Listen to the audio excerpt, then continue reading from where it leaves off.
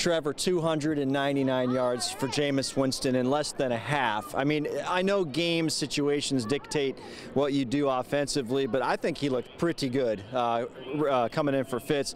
And going forward, maybe this is the way you go. Yeah, I mean, Jameis Winston in no way was the problem today. I thought that given the situation, and people don't realize this, they call for quarterbacks to be changed in the middle of games all the time. That's tough. I get that, hey, you're always training to start. You got to be ready whenever the opportunity is there. That's all great cliches, but it's still difficult to do. You're coming off the bench cold, basically, in a situation that's normally not ideal, right, which was this situation that Jameis went into. I thought he did fine. I mean, the last interception, you can't really blame on him.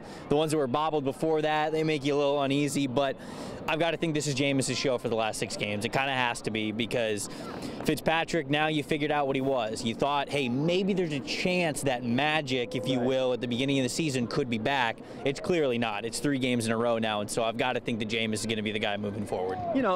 And we talk, fans want to know who's calling the plays. Does that even matter at this point? When you look at, let's take the past 2 games and the interceptions and the fumbles and the turnovers that have happened. I'm not sure there's anyone else other than the quarterback, whoever has the football in their hands, can affect that play. Yeah, I mean, it really doesn't matter, I guess, who's calling plays at this point. Maybe I would have argued a little bit more at the beginning of the year. Seemed like Monken had a little bit more freelance to do what he wants, but the game plan's kind of been the same for the last 5-6 weeks. And fans have their conspiracy theories of, hey, maybe Monken isn't calling the plays even though they've said that. So, you figure out Cutter's the guy doing it last.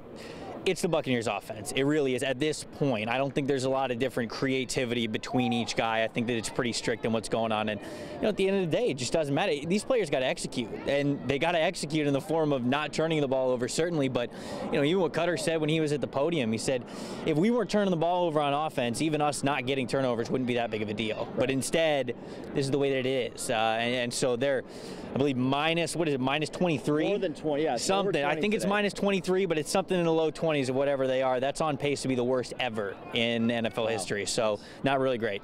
All right.